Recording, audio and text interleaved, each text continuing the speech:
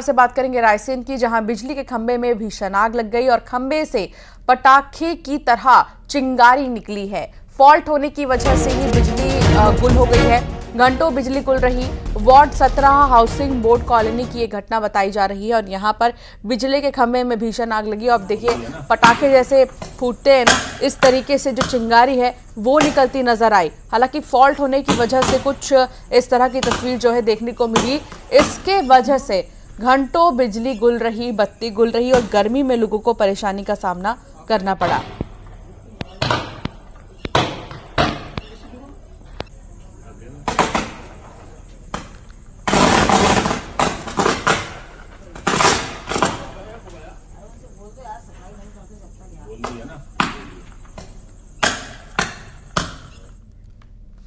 Modi cabinet की शपथ ग्रहण के दौरान हजारों मेहमान आए, लेकिन सोशल मीडिया पर सबसे ज्यादा चर्चा एक रहस्यमयी मेहमान की हो रही है। आखिर कौन था ये मेहमान और राष्ट्रपति भवन में शपथ ग्रहण का ये वीडियो सोशल मीडिया पर चर्चा का मुद्दा क्यों बना है, आइए आपको दिखाते हैं।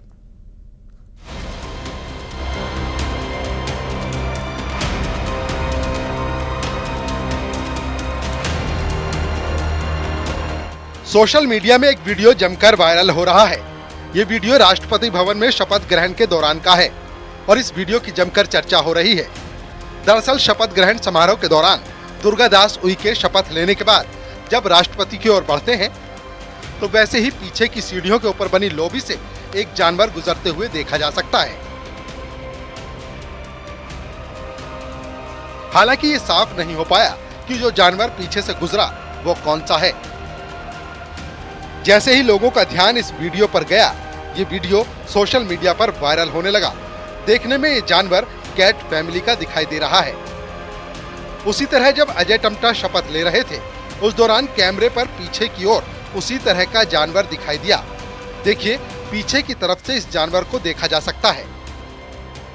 अब ये दोनों ही तस्वीरें चर्चा का विषय बनी हुई हैं और सभी इसकी हकीकत जानना चाहते हैं।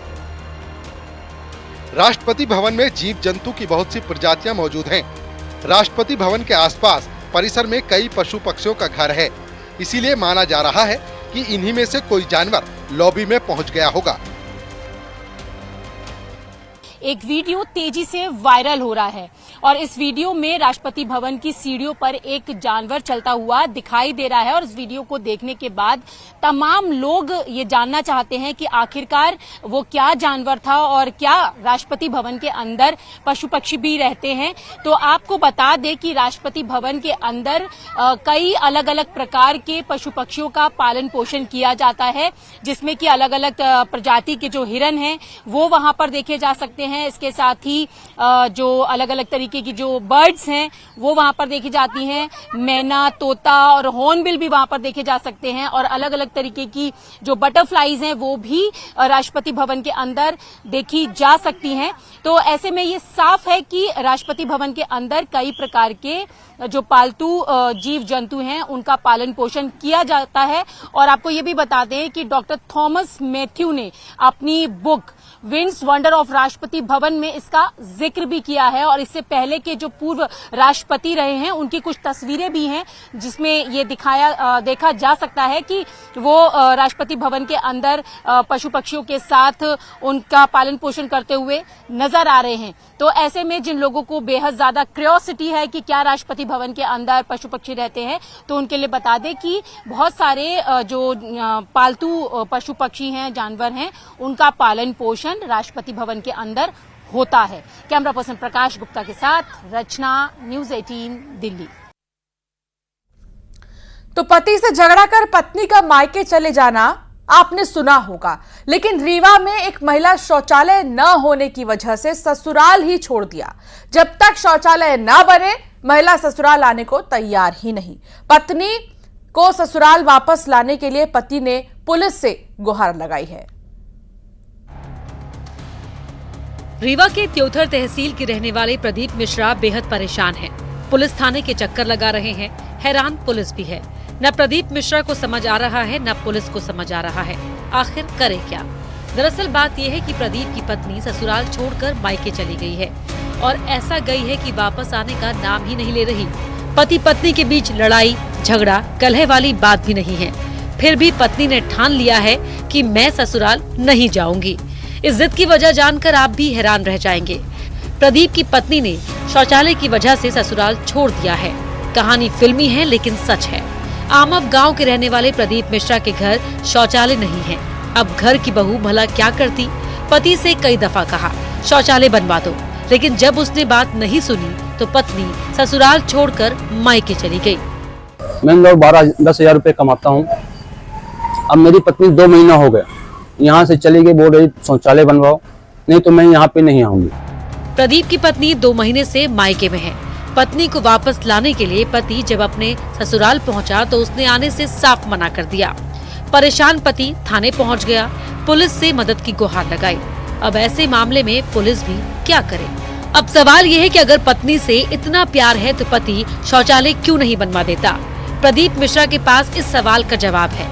इनका कहना है कि ये इंदौर में 10,000 रुपए की नौकरी करते हैं और इतनी कम कमाई में शौचालय बनवाना बेहद मुश्किल है। प्रदीप का कहना है कि इन्होंने शासन प्रशासन से भी शौचालय बनवाने की गुहार लगाई, लेकिन कहीं सुनवाई नहीं हो रही है। गवर्नमेंट से भी बोल रहा हूँ मेरी कार्रवाई की जाए। मैं थाना प्रभारी साहब से भी बोलता हूँ, मैं ये आवेदन लेके आया हूँ कि मेरे साथ कार्रवाई किया जाए। अगर अब मेरे कोई सुनवाई नहीं हो रही है। समग्र स्वच्छता अभियान के तहत ग्राम पंचायत में शौचालय बना है, लेकिन ये शौचालय उपयोग के लायक नहीं है। शौचालय बनवाने के लिए ग्राम पंचायत स्तर से अनुदान का भी प्रावधान है, लेकिन अनुदान राशि इतनी नहीं है जिससे शौचालय की वसूली हो सके। ऐसे में प्रदीप जैसे लोग परेशान हैं।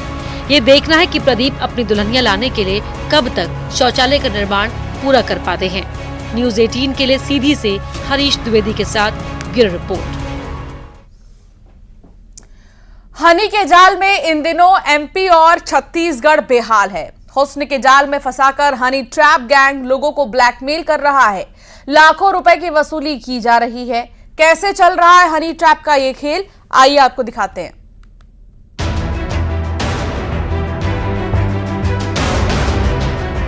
दोस्ती और प्यार सोच समझकर करना चाहिए। वर्चुअल वर्ल्ड में तो समझिए सावधानी हटी दुर्घटना घटी। सोशल मीडिया पर फेक प्रोफाइल बनाकर दोस्ती और ठगी के किस्से आपने कई सुने होंगे। अब तो सोशल मीडिया हनी ट्रैप का भी जरिया बन गया है। ग्वालियर के 33 साल के व्यापारी के साथ कुछ ऐसा ही हुआ। एक महिला ने सोशल मीडिया पर दोस्ती कर उसे हनी ट्रैप में फंसाया। ब्लैकमेल कर व्यापारी से सोने की चेन, 2 अंगूठी ले ली। इतना ही नहीं, उसके एटीएम से 1 लाख रुपए भी निकाल लिए। पीड़ित व्यापारी की शिकायत पर पुलिस ने आरोपी महिला को अरेस्ट किया है। मध्य प्रदेश में हनी ट्रैप के मामले लगातार सामने आ रहे हैं। हाल ही में एडिशनल कलेक्टर रैंक के अधिकारी को हनी ट्रैप कर 2 करोड़ रुपए मांगे गए थे। ये महिला बेहद शातिर थी। एडिशनल कलेक्टर को फंसाने वाली महिला ने रीवा में 32 लोगों के खिलाफ उत्पीड़न के मामले दर्ज करवाए थे। कोर्ट ने इन सभी मामलों को झूठा मानते हुए खारिज कर दिया था।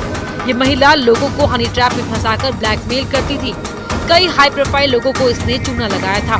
ये महिला खुद को समाज सेविका बताती है और समाज सेविका बनकर ही अधिकारियों से मिलती थी और उन्हें हनी ट्रैप में फंसाकर ब्लैकमेल करती थी। छेड़खानी और शारीरिक शोषण का आरोप लगाते हुए 2 करोड़ रुपए की मांग की गई। इस तरह की शिकायत दर्ज की गई, जिस पर हमने जो आरोपी महिला नेहा त्रिपाठी है उसको उस अपराध में 389 अपराध में गिरफ्तार कर लिया है। घटनाक्रम क्या रहा था? घटनाक्रम यही था कि उन पर उन्होंने लगभग 1 साल पूर्व से ही दबाव बनाना शुरू किया कि मैं आपको इस केस में फंसवा दूंगी, या फिर जैसे शारीरिक शोषण का हो गया, यौन उत्पीड़न का हो गया, और उसके बदले पैसे की मांग की थी। कितने पैसे की मांग करी थी? ये 2 करोड़ रुपए की मांग। तो इसका कोई प्रूफ? सिर्फ एमपी ही नहीं, हनी के जाल में छत्तीसगढ़ भी बेहाल है। यहाँ भी हनी ट्रैप के कई मामले सामने आए हैं। बलौदा बाजार में ब्लैकमेल कर 25 लाख की वसूली के मामले में पुलिस ने आरोपियों पर इनाम तक घोषित किया है। एमपी से लेकर छत्तीसगढ़ तक हनी ट्रैप गैंग सक्रिय है। ये गैंग बेहद शातिराना तरीके से लोगों को निशाना बनाता है। गैंग की महिलाएं पहले लोगों को हुस्न के जाल में फंसाती हैं और इसके बाद ब्लैकमेल करती हैं। पुलिस ऐसे कई मामलों में कार्रवाई कर रही है। Bureau report, news 18। धार की भोजशाला का इंदौर हाईकोर्ट के आदेश पर लगातार सर्वे किया जा रहा है और भोजशाला के गर्भगृह और अन्य जगहों से उत्खनन और मिट्टी हटाने के दौरान ब्रह्मा जी की प्रतिमा और कछुआ, कमल बने शिलालेख सहित 7 अवशेष मिले हैं। हिंदू पक्ष की ओर से सर्वे में शामिल हुए गोपाल शर्मा ने 7 अवशेषों को सनातन धर्म का स्वरूप बताया है।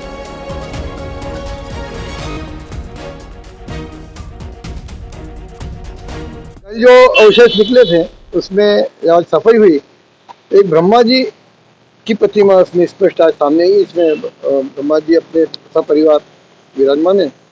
साथ ही एक शिलालेख के ऊपर माँ लक्ष्मी के दोनों चिन्ह, कमल और कछुआ, कमल के ऊपर कछुआ बैठा हुआ है। मॉन्यूमेंट के जो ओटले बने हुए थे उस ओटले को भी उन्होंने आज बहुत बारीक नज़र से देखा है। अगर वो हो सकता है अगर नया होगा तो उसको पूरा रिमूव किया जाएगा। बुलेटिन में फिलहाल इतना ही। आगे भी खबरों का सिलसिला जारी रहेगा।